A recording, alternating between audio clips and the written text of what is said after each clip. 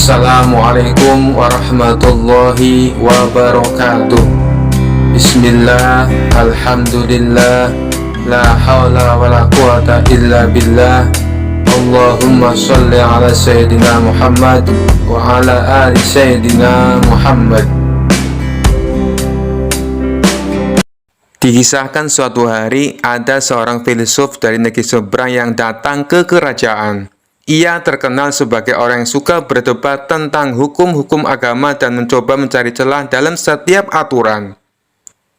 Di hadapan raja dan para menteri, filsuf itu berkata, "Aku tidak mengerti mengapa alkohol diharamkan dalam Islam, padahal sedikit alkohol tidak akan membahayakan siapapun."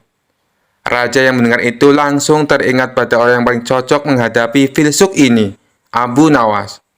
Raja pun memanggil Abu Nawas ke istana. "Abu Nawas, orang ini mempertanyakan kenapa alkohol diharamkan. Aku ingin kau menjawabnya dengan cara yang tidak bisa dibantah." Abu Nawas tersenyum, "Tentu Baginda, aku akan menjawab dengan cara yang sangat sederhana." Abu Nawas menatap filsuf itu dan berkata, "Tuan, menurut Anda, apakah setetes alkohol akan membuat seseorang mabuk?" Filsuf itu tertawa kecil. "Tentu tidak. Setetes alkohol tidak akan membuat siapapun mabuk." "Baiklah," kata Abu Nawas. "Kalau begitu, bolehkah saya menampar Anda sedikit?" Filsuf terkejut. "Apa maksudmu?" "Saya hanya ingin menampar Anda sedikit. Bukan tamparan keras, hanya sentuhan ringan. Lagi pula, sedikit tamparan tidak akan menyakiti siapapun, bukan?" Filsuf mulai gelisah. "Tentu saja tidak boleh. Tamparan tetaplah tamparan. Sekecil apapun itu menyakitkan dan tidak sopan." Abu Nawas tersenyum lebar. "Nah, begitulah dengan alkohol. Sedikit atau banyak tetap memiliki efek buruk. Jika kau mengizinkan sedikit, lama-lama kau akan terbiasa dan akhirnya mengambil lebih banyak hingga mabuk." Raja dan para menteri tertawa mendengar jawaban Abu Nawas. Filsuf itu masih belum menyerah. Tapi tetap saja, jika seseorang minum sedikit saja dan tetap sadar, di mana salahnya? Abu Nawas berpikir sebentar, lalu berkata, "Baik, aku akan menjawab dengan contoh lain. Katakanlah, seseorang memasukkan setetes kotoran ke dalam secangkir kopimu. Apakah kau masih mau meminumnya?" Filsuf itu langsung merasa jijik. "Tentu saja tidak, sekalipun itu hanya setetes, tetap menjijikan." Abu Nawas mengangguk. "Nah, begitu pula dengan alkohol. Walaupun hanya sedikit, itu tetap merusak. Islam mengajarkan kita untuk menjauhi sesuatu yang buruk sepenuhnya, bukan hanya menghindari yang berlebihan." Filsuf terdiam. Ia mencoba mencari celah dalam logika Abu Nawas, tapi tidak menemukan apapun untuk dibantah. Akhirnya, ia mengangguk dan berkata, "Baiklah, aku mengerti sekarang. Penjelasanmu sungguh masuk akal." Raja pun tertawa puas. "Abu Nawas, seperti biasa, kau telah memenangkan debat ini. Hadiah besar menantimu." Abu Nawas hanya tersenyum, sementara filsuf itu pergi dengan wajah tertunduk, kalah telak dalam berdebat. Dikisahkan ada 3 orang yang cukup terkenal cerdik dan pandai berkeliling negeri untuk menantang adu pintar dengan siapapun. Pada hari yang ketiga, orang itu memasuki kampung Abu Nawas. Penduduk sepakat untuk menghadapi ketiga orang itu, maka mereka sodorkan si cerdik Abu Nawas. "Saya yakin Abu Nawas bisa mengatasi 3 orang itu," ujar salah seorang penduduk. Singkat cerita, Abu Nawas akhirnya setuju menghadapi orang itu. Adu kepintaran antara Abu Nawas dan ketiga orang itu diadakan di tengah lapangan, sehingga masyarakat bisa menonton. Setelah waktu yang ditentukan tiba, maka berkumpullah para penduduk setempat. Abu Nawas tampak santai, acara pun segera dimulai. Masing-masing kontestan memperkenalkan diri masing-masing. Sebagai penghormatan, juri mempersilahkan 3 orang itu untuk bertanya kepada Abu Nawas. Ketiga orang itu sangat senang mendapat kesempatan bertanya lebih dulu. Maka dengan congkaknya orang pertama bertanya kepada Abu Nawas, Di mana sebenarnya pusat bumi ini, wahai Abu Nawas yang tolol? Abu Nawas tersenyum simpul, dibilang tolol. Secerdik ini menjawab, itu sih gampang. Kalau begitu di mana? Desak orang itu. Tepat di bawah telapak kaki saya, saudari yang budiman, ujar Abu Nawas dengan senyum mengembang, sembari merapalkan kakinya dan sedikit membungkuk. Jawaban Abu Nawas itu membuat orang kedua tidak terima. Ia langsung berkata dengan keras, bagaimana saudara bisa membuktikan hal itu? Jika kalian tidak percaya atas jawabanku, ukur saja sendiri, jawab Abu Nawas enteng. Tampaknya jawaban itu telah membuat orang pertama tertegun dan hanya biasa diam saja. Untuk itulah tiba giliran orang kedua mengajukan pertanyaan kepada Abu Nawas. Berapa banyak jumlah bintang di langit? Pernyataan yang nyaris sama dan sudah pasti dijawab oleh Abu Nawas dengan mudah. Bintang-bintang yang ada di langit itu jumlah sama dengan rambut yang tumbuh di keledaiku ini, ujar Abu Nawas sembari menuding keledainya yang sedang merumput. Bagaimana saudara bisa membuktikan hal itu? Tanya orang kedua dengan suara tinggi. Nah, kalau tidak percaya, hitung saja rambut yang ada di keledai ini. Nanti saudara akan tahu kebenarannya, jawab Abu Nawas. Itu sih bodoh, akal-akalan saja. Bagaimana orang bisa menghitung bulu keledai? Sanggah orang pintar kedua itu. Nah, kalau aku bodoh, berarti saudara juga bodoh. Bagaimana bisa orang menghitung bintang di langit? Ujar Abu Nawas tak mau kalah. Mendengar jawaban itu, si orang kedua pun langsung mengunci mulutnya. Sekarang tampillah orang yang ketiga. Orang ini konon paling cerdas di antara yang lain. Ia memang agak terganggu oleh kecerdikan Abu Nawas dan dengan ketus ia bertanya, tampaknya saudara tahu banyak mengenai keledai. Coba saudara katakan padaku, berapa jumlah bulu yang ada di ekor keledai itu? Sebuah pernyataan yang tidak kreatif, nyaris mirip orang pertama dan kedua. Ini tentu saja membuat Abu Nawas tertawa mengejek. Aku tahu jumlahnya. Jumlah bulu yang ada di ekor keledai ini sama dengan jumlah rambut yang ada di janggut saudara, jawab Abu Nawas dengan senyum-senyum. Bagaimana saudara bisa membuktikan hal itu? Tanya orang ketiga penasaran. Oh, itu mudah saja. Begini saudara. Saudara mencabut sehelai bulu dari ekor keledaiku. Kemudian, saya akan mencabut sehelai rambut dari janggut saudara. Nah, kalau sama, maka yang aku katakan adalah benar. Kalau tidak, berarti saya keliru, jawab Abu Nawas. Tentu saja orang ketiga itu dibuat mati kutu oleh Abu Nawas. Bisa dibayangkan sakitnya jika rambut di janggut itu dicabut satu persatu, sejumlah bulu di ekor keledai Abu Nawas. Orang ketiga tak terima dengan cara menghitung demikian. Hanya saja dia tak bisa berkutik. Para penonton pun menganggap Abu Nawaslah pemenangnya. Pada suatu hari di sebuah wilayah kerajaan, raja memutuskan akan mengadakan pemilihan bupati untuk sebuah daerah terpencil. Namun karena kandidat yang mendaftar tidak memuaskan, raja malah mendapat ide aneh. Aku ingin pemilihan ini berbeda. Abu Nawas, kau akan melawan tong kosong dalam pemilihan bupati kali ini, ujar raja sambil tertawa. Abu Nawas bingung sekaligus penasaran.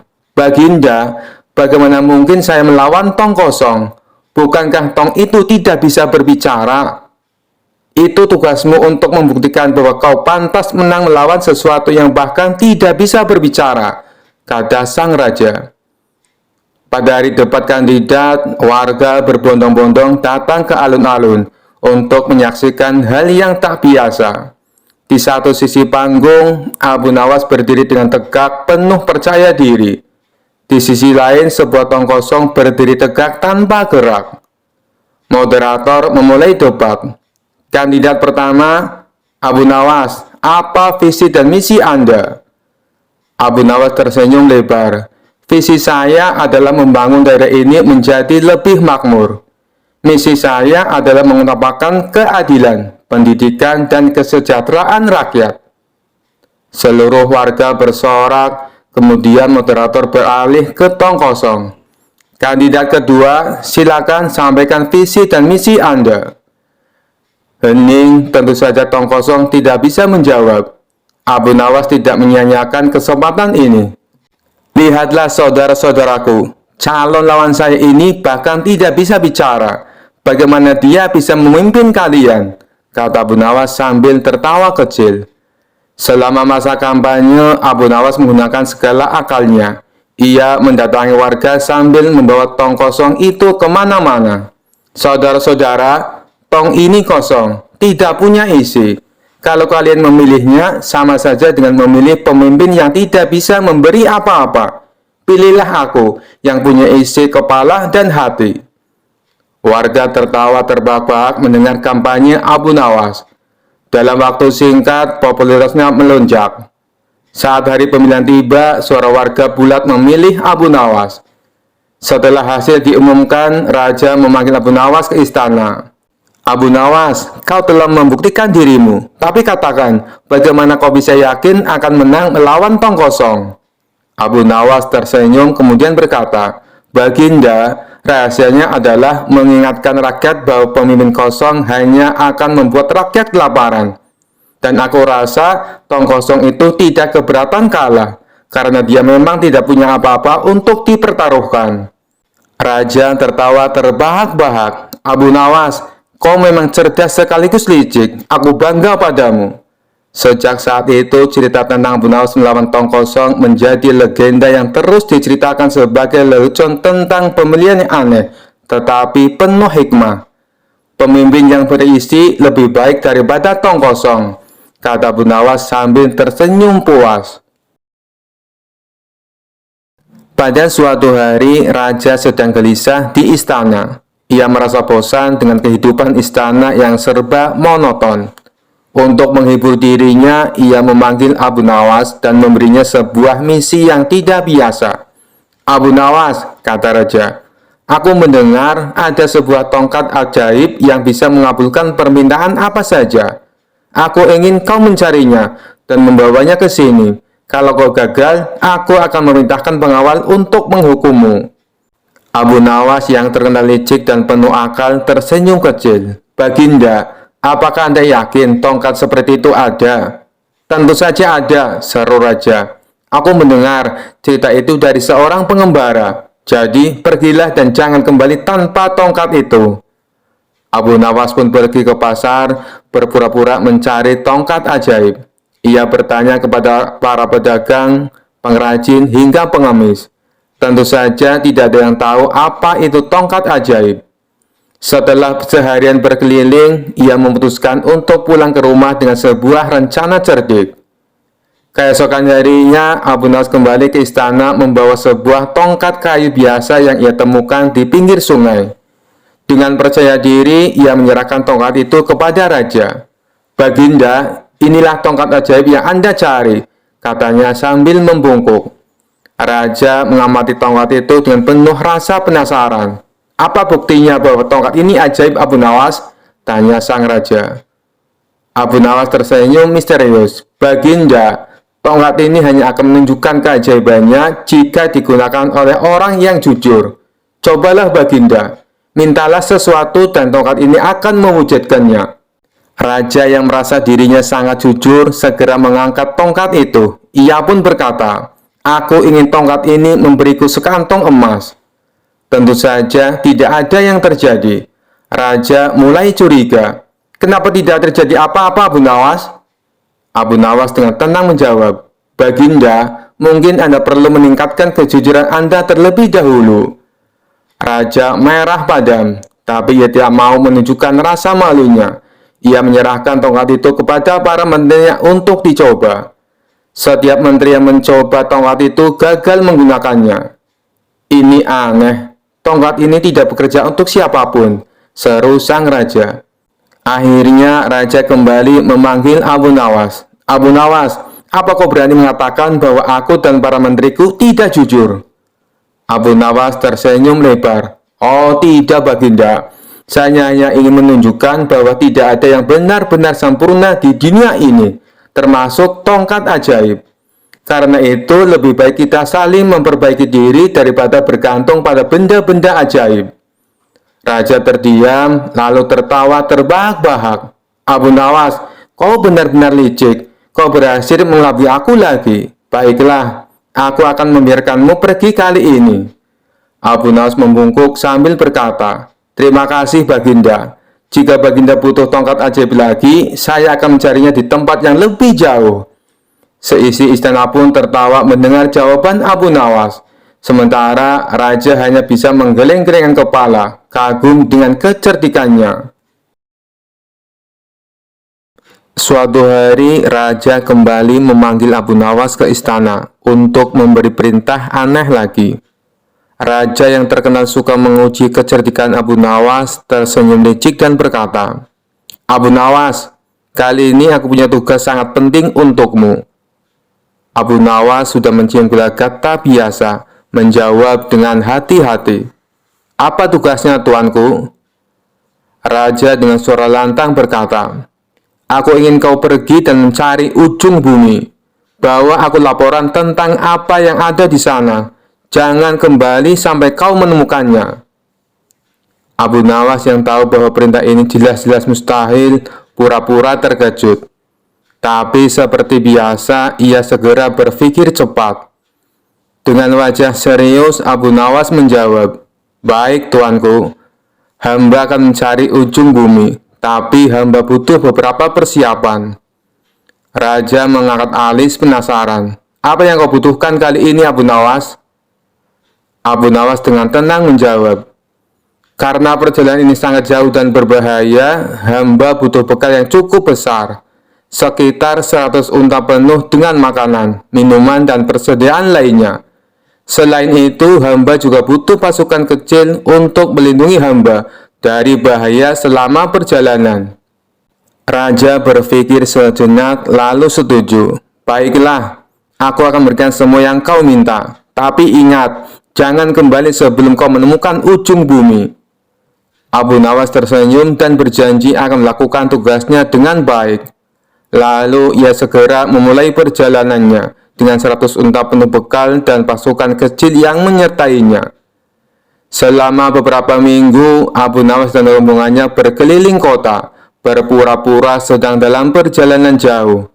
Setiap hari, ia dan pasukannya beristirahat, makan enak, dan menikmati hidup. Sementara orang-orang di kota berpikir Abu Nawas sedang melakukan perjalanan untuk mencari ujung bumi. Setelah beberapa waktu, Abu Nawas merasa cukup. Ia lalu memerintahkan pasukannya untuk kembali ke istana. Saat tiba di depan raja, Abu Nawas melaporkan dengan penuh kepercayaan diri. Tuanku, hamba telah pergi mencari ujung bumi, dan hamba punya kabar penting. Raja yang sangat penasaran bertanya, apa yang kau temukan Abu Nawas? Apakah kau menemukan ujung bumi?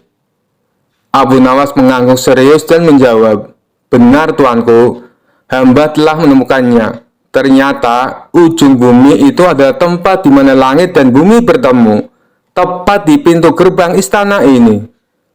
Raja tercengang mendengar jawaban itu. Apa maksudmu Abu Nawas? Dengan cerdik Abu Nawas menjelaskan, setelah perjalanan jauh, hamba menyadari bahwa setiap kali kita berjalan lebih jauh, bumi tampaknya tak berujung. Tapi ketika hamba kembali ke istana ini, hamba menyadari bahwa semua perjalanan berakhir di sini, tempat di mana tuanku berkuasa. Inilah ujung bumi, karena di sini segala sesuatu bermula dan berakhir. Raja terdiam sejenak, berpikir keras. Ia tahu Abu Nawas sedang bermain-main dengan logika, tapi jawaban itu sangat masuk akal dan filosofis. Akhirnya raja tertawa terbahak-bahak dan berkata, Abu Nawas, kau memang tak pernah gagal membuatku kagum. Kau telah melaksanakan tugasmu dengan baik. Ujung bumi memang berada di sini, di bawah kekuasaanku. Semua orang istana ikut tertawa, sementara Abu Nawas tersenyum puas. Sekali lagi ia berhasil keluar dari tugas mustahil dengan cara yang cerdik dan kocak, membuat raja tak bisa berkata apa-apa selain tertawa.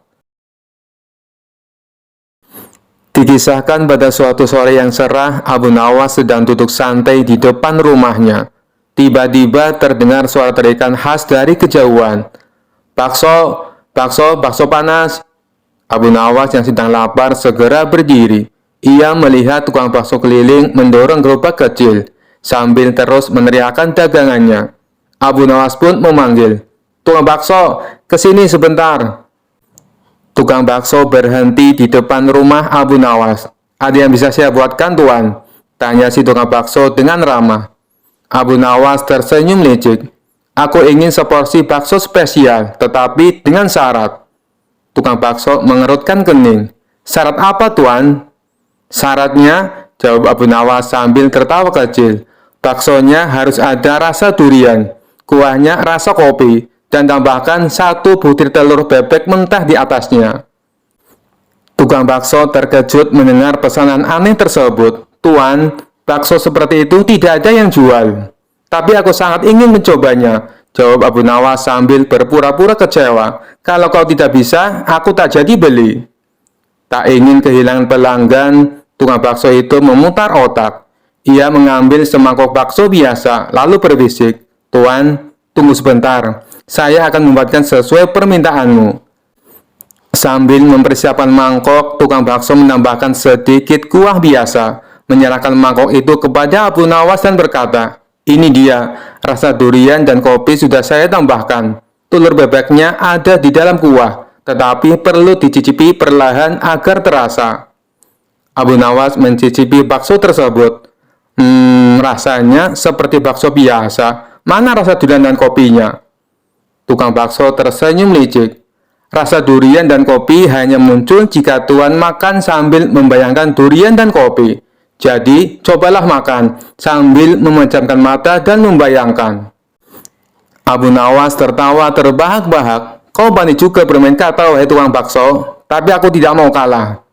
Ia mengambil uang logam dan menyerahkannya kepada tukang bakso. "Ini bayaranmu, tetapi hanya dengan syarat." Tukang bakso kebingungan. "Syarat apa lagi, Tuan?" Abu Nawas menjawab sambil tersenyum.